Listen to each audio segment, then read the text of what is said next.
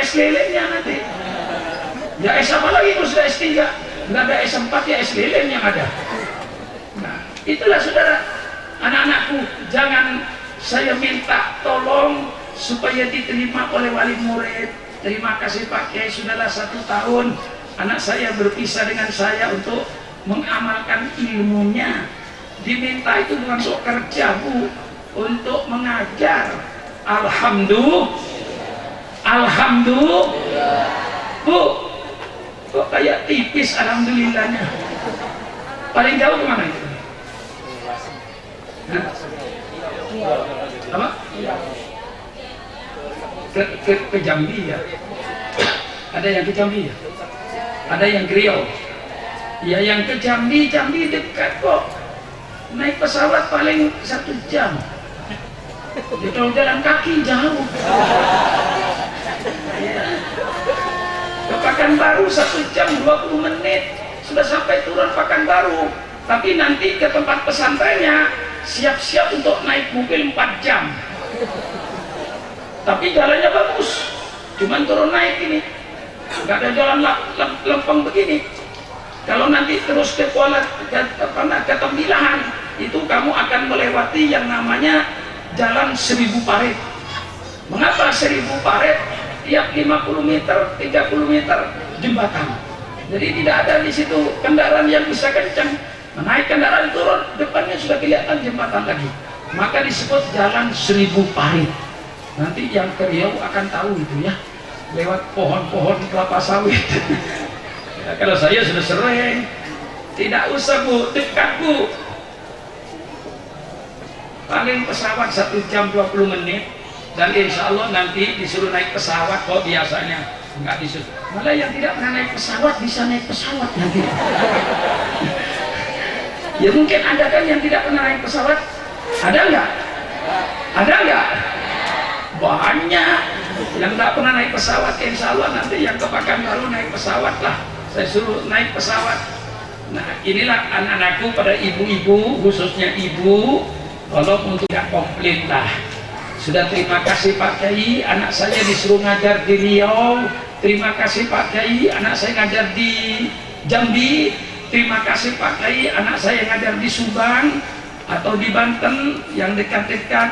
Alhamdulillah Pak Kiai, anak saya ditugaskan di Darul Rahman sendiri, dipilih oleh Pak Kiai untuk praktek di Darul Rahman. Terima kasih Pak Kiai, saya minta supaya ibu semuanya yang anaknya ditugaskan supaya mengucapkan terima kasih. Terima kasih paksaan. Ya, perlu juga. Kalau baik dipaksakan tidak apa-apa kan? Nah, iya, sholat kalau perlu awal pertamanya dipaksa. Inilah barangkali dari saya. Terima kasih anak-anakku. Sekali lagi nanti bikinlah organisasinya alumni angkatan ke-4 yang sewaktu-waktu nanti silaturahmi bertemu dengan saya, ada kesulitan-kesulitan di masyarakat, ketemu dengan saya, barangkali saya bisa membantu. Inilah perpisahan yang hanya perpisahan fisiknya saja, bukan perpisahan silaturahminya. Dan saya mohon doanya bukan pada wali murid. Ini saya sebenarnya bukan bakat saya wali murid. Bakat saya itu mengajar, berdakwah. Tapi ketika menjadi Kiai Darul Rahman itu dipaksa untuk jadi insinyur juga, untuk jadi pemborong. Sehingga semua bangunan berada di Jakarta, termasuk di sini, semuanya ya insinyurnya saya, ya pengadaan barang ya saya, kepala kulinya ya saya. Ya. Dan alhamdulillah kalau Bapak Kementerian Agama saya tidak pernah minta bantuan. Tapi kalau dibantu boleh. Ya. Tapi minta bagi saya pantangan. Untuk minta itu pantangan. Walaupun menterinya, apalagi Menteri Agama sekarang ini, semua menteri itu masih kawan saya semua Pak. Malah masih di bawah saya itu. Apalagi menteri yang sekarang ini masih pernah di Darul Rahman. Masih kalau dikatakan kalau dia ngaku alumni di depan kedutaan Saudi. Ketika ada saya alumninya pesantrennya Pak Sukron. Dulu ketika Ibtidaiyah Menteri Agama itu di Darul Rahman. Sekarang jadi Menteri Agama. Tapi pantangan saya minta, kalau dikasih boleh. minta jangan. Itulah filsafat yang saya ambil. Minta tidak. Kalau dikasih oleh pemerintah persilakan. Karena kalau dikasih tidak mau keterlaluan. Takut dikatakan saya itu mengharamkan duit negara. Ingat Pak Sobari, saya pernah dipanggil wakil presiden Pak Sudarmono, ya setengah diadili. Pak Kiai, awak kata saya, Pak kata saya, semua kiai di Indonesia ini menghalalkan duit pemerintah, tinggal satu kiai yang mengharamkan. Siapa? Pak Supran ini. Loh, siapa yang mengharamkan duit pemerintah? Kata saya. Loh, iya, laporan dari bawahan saya ini yang mengharamkan duit pemerintah itu tinggal satu di Indonesia, Pak Supran Makmun katanya. Itu laporan bawahan yang tidak benar, Pak Wapres. Kalau saya mengharamkan duit negara, istri saya setiap hari belanja ke Santa ke Mistik pakai duit siapa? Semuanya duit negara. Lalu dia jawab sama saya, iya, Pak Supron yang membangun pesantren begitu besar ternyata tidak pernah minta bantuan pada pemerintah. Saya jawab, saya tidak minta bantuan itu Pak Wakil Presiden bukan karena saya mengharamkan, karena saya masih bisa membangun bersama-sama dengan masyarakat. Untuk apa saya minta bantuan pemerintah? Lebih baik pemerintah tidak usah bantu Darul Rahman, jalan aspal depan yang rusak itu saja diperbaiki, cukup bagi saya. Betul atau tidak? Jalan di depan rusak nggak? Belum diperbaiki oleh pemerintah, itu aja diperbaiki. Saya bilang pada wakil presiden, banyak jembatan yang rusak, banyak yang perlu dibikin jembatan untuk rakyat, masih banyak kepentingan masyarakat yang lain yang wajib ditangani pemerintah. Itu saja tangani Pak Wakil Presiden. Nanti kalau saya memang tidak mampu bersama masyarakat, baru saya akan minta pada pemerintah. Selama saya masih bersama-sama dengan masyarakat dan semangat dengan kemampuan saya masih ada, insya Allah saya tidak minta bantuan kepada pemerintah. Lalu Pak Wakil Presiden, pada waktu itu Wakil Presiden serem Pak, zaman Golkar itu nggak kayak pejabat sekarang. Serem zaman Golkar itu, pejabat itu, menteri itu serem. Nah, lalu Pak Wakil Presiden bilang sama saya, kalau dikasih mau nggak Pak Supron? Persilakan kata saya. Akhirnya dia ngasih, dia mancing saya, kalau nolak mesti ini haram, kalau nggak haram nggak ditolak. Lalu dia memancing saya, 2 kali saya dipancing. Pernah saya dibantu tapi bukan pondok, organisasi. Dibantu oleh almarhum karena Pak Sudarmono itu perhatiannya pada kita bagus, kepada pondok juga bagus, dengan saya baik. Jadi ketika itu pernah saya dibantu. Begitu saya baca ceknya, ternyata stempelnya SDSB. Di bawah itu SDSB, isinya 50 juta. Pada waktu itu masih mahal duit. Saya berpikir, kok SDSB ini ya? Ini kan judi. Saya tolak, bagaimana tidak saya tolak, sudah jelas judi. Saya ijtihad tolak. Padahal kawan-kawan semua itu, wakil-wakil ketua, sudah Pak Suruh gak usah ditolak, nanti kita Pak Darmono salah paham. Tidak, saya wajib tolak 50 juta ini karena stempelnya SDSB. Jelas ini duit judi, tidak diragukan. Datang saya menghadap, ada apa Kiai? Ya, saya bilang terima kasih Pak Wakil Presiden atas perhatiannya. Organisasi saya dibantu, bukan pondok, organisasi dibantu 50 juta karena akan mengadakan musyawarah kerja. Saya ucapkan terima kasih Pak Wakil Presiden. Cuman saya minta maaf Pak Wakil Presiden, saya bukan menolak, karena duit ini stempelnya SDSB. Kalau duit pemerintah halal, duit pemerintah itu kayak Danau Toba, ya Pak Kementerian, Danau Toba, air Danau Toba itu suci dan menyucikan. Dari mana air Danau Toba? Oh, ada air Danau Toba itu dari segala macam, dari WC, dari selokan, dari yang kotor-kotor masuk, tapi biar dari WC, dari selokan, sampah, begitu masuk Danau Tobanya suci dan menyucikan. Saya bilang gitu. Dan ini maaf Pak Wakil Presiden, Bapak tidak ambil air dari Danau Toba.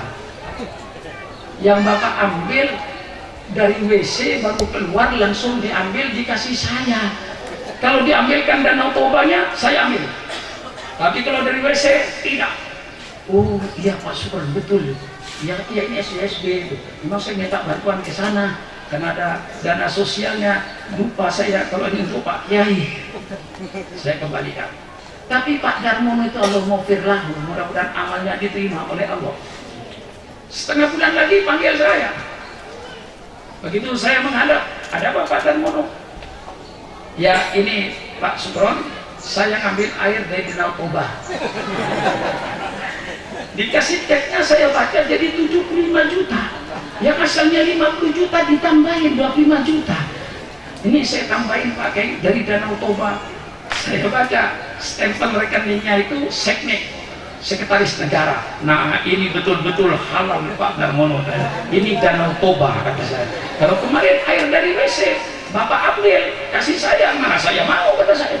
Secara agama saya, lah itulah duit pemerintah halal. Walaupun sumbernya dari bermacam-macam, karena sudah menjadi air banyak, insya Allah mudah-mudahan halal.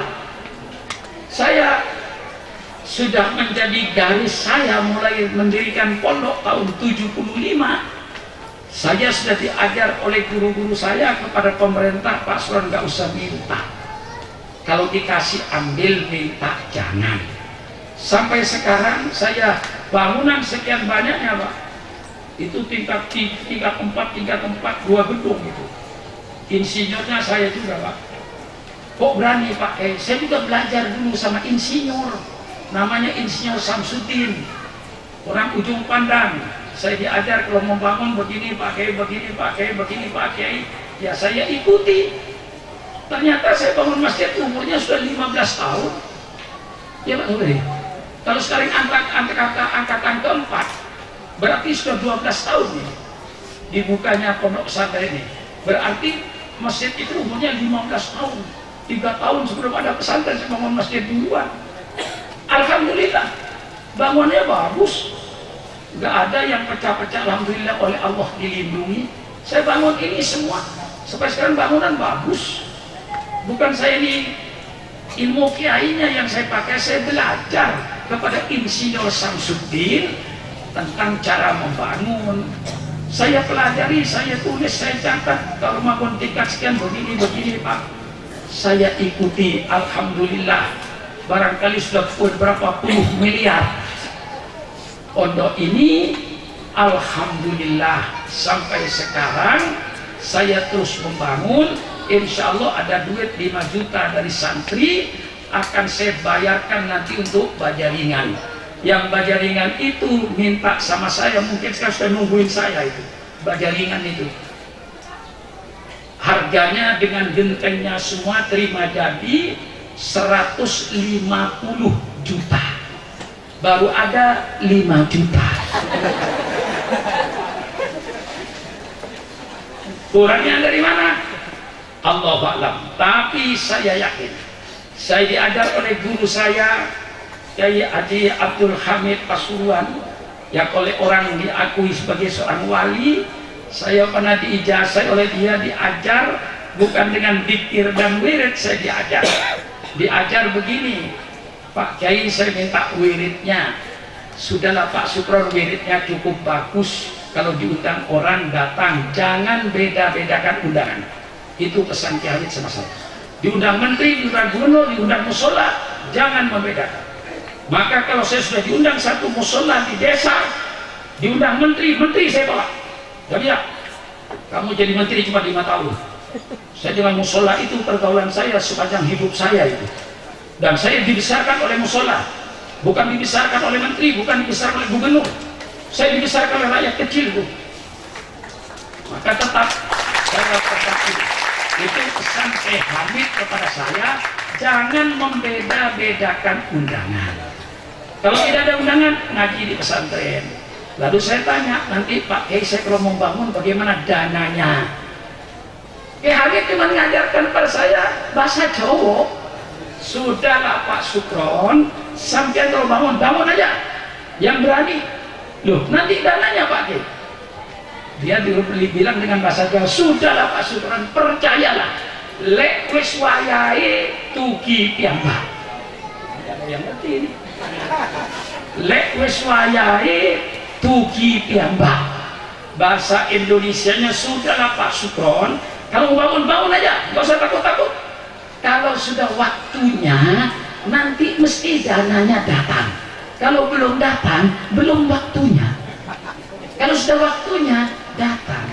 Itu saya praktekkan betul, Pak. Saya bangun aja. Perlu genting, datang genting. Bangun aja. Nanti waktu keramik, datang keramik itu. Sekarang keramik tingkat atas itu sudah saya bayar, malah keramik yang belum dikirim. Sudah saya bayar semua. Yang tingkat atau paling atas tinggal bajanya ini, baja ringannya, insya Allah sudah nunggu saya dia. Yang sudah saya tawar 150 juta. Alhamdulillah sudah ada 5 juta, tinggal 45-nya. Siapa tahu kalau nanti Surya datang lagi. Tapi insya Allah Pak, insya Allah Allah tahu kalau saya membangun bukan untuk kepentingan saya, itu keyakinan saya. Ya Allah, wa anta alimun biya wa basir. Engkau ya Allah yang mengetahui, Engkau yang melihat ya Allah apa yang dikerjakan Syukuran Makmum ini untuk mendidik anak-anak. Insya Allah pada waktunya akan datang. Cuman sekarang yang kalah waktunya Pak. Program saya 1 Juli selesai semua itu. Sampai lantai 4 sekarang yang belum ada atapnya itu. Itu program saya, tapi rupanya mundur Pak. Saya minta bulan puasa ini sudah selesai baja ringan. Sebelum puasa tanggal 1 Ramadan selesai baja ringan ini. Sehingga orang nanti kerja di dalam sudah dalam keadaan tidak panas karena Ramadan. Dan yang kedua nanti bulan Juli, bulan Syawal sudah bisa dipakai. Itu perasaan saya, tapi mungkin mundur itu sedikit, paling mundur setengah bulan lah dari jadwal yang saya inginkan. Tapi saya bersyukur pada Allah, Alhamdulillah saya bangun sudah puluhan miliar ini, Alhamdulillah. Pada waktunya walaupun saya tidak mencari dana, pada waktunya insya Allah datang. Dan mudah-mudahan wali murid, saya tidak minta pada wali murid yang punya kelebihan rezeki, persilakanlah kalau mau membantu saya untuk amal jariahnya. Nah, anak-anak kelas 6 sudah beramal sama saya, tukang ngangkutin keramik. Nah, sekarang sudah nggak kebagian keramik, tapi anak-anak kelas 5 siap-siap untuk menaikkan keramik minggu-minggu depan. Anak kelas 5, kelas 11, yang kelas 12 sudahlah. Selamat jalan kepada anak-anakku, mudah-mudahan Allah senantiasa memberikan taufik dan hidayah. Sekian saja, kurang lebihnya saya selaku pengasuh. Kepada wali murid saya mohon maaf kekurangan-kekurangan saya di dalam mendidik anak-anak Bapak. Tentu banyak kekurangan saya mohon maaf dan minta seluruhnya supaya ridho karena Allah Subhanahu wa Ta'ala. Sekian saja, wassalamualaikum warahmatullahi wabarakatuh. Terima kasih kepada beliau kami ucapkan. Semoga apa-apa yang telah disampaikan dapat bermanfaat bagi kehidupan kita bersama. Amin. Acara selanjutnya yakni penampilan-penampilan yang akan dipersembahkan oleh kelas 12 SMA IT Darul Rahman. Kepadanya waktu dan tempat kami persilakan. Assalamualaikum warahmatullahi wabarakatuh. Puisi untuk sahabat. Sahabat, berbeda laut yang kita arungi, berbeda pula lah yang kau temui. Bagai induk ayam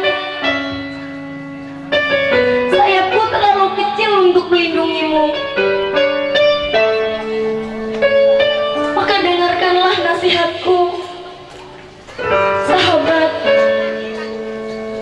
Sebelum layar terbentang dan kau bergegas untuk menuju ke pelabuhan selanjutnya,